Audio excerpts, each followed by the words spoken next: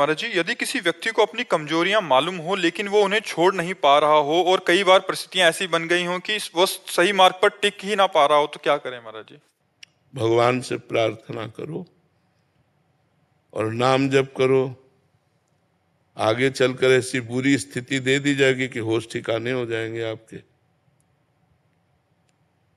अभी समय ठीक है, पुण्य चल रहा है, तो मनमानी आचरण करने के लिए मन विवश कर देता है, लेकिन जब कर्म फल आता है ना, तो सिर्फ त्राहिमाम निकलता है और भोगना पड़ता है ना।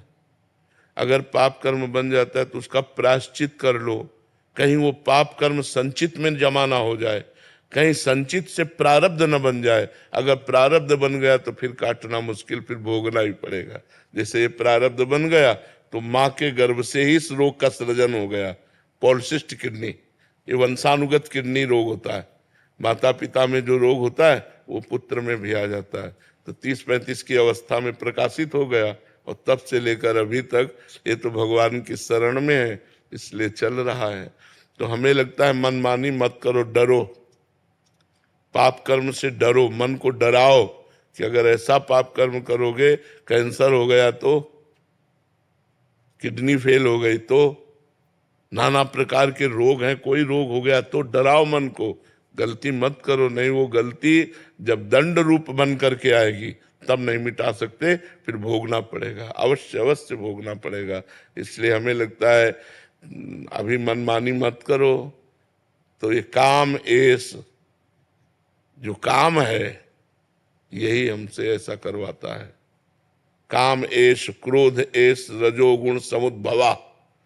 ये रजोगुण से उत्पन्न हुआ काम क्रोध आदि ही हमसे ऐसे पाप कर्म कराते। हमको बचना चाहिए इन कर्मों से। ये बहुत भयानक कर्म जब अपना दंड देते हैं ना तो भयानक फल देते हैं।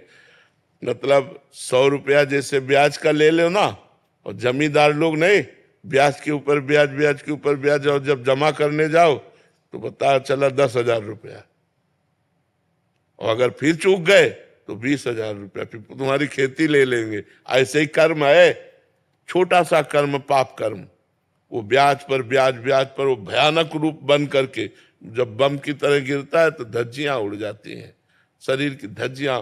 एक्सीडेंट हुआ ये सब, या कार में आग लग गई, बैठे बैठे जल गए। क्या क्या दंड है आप देखो ना, संसार में क्या क्या दंड है। इसलिए हमें डरना चाहिए कि हमसे पाप कर्म न बने। भगवान का भजन करो, अपने मन को रोको, डराओ अपने मन को कि कोई पाप कर्म न बने।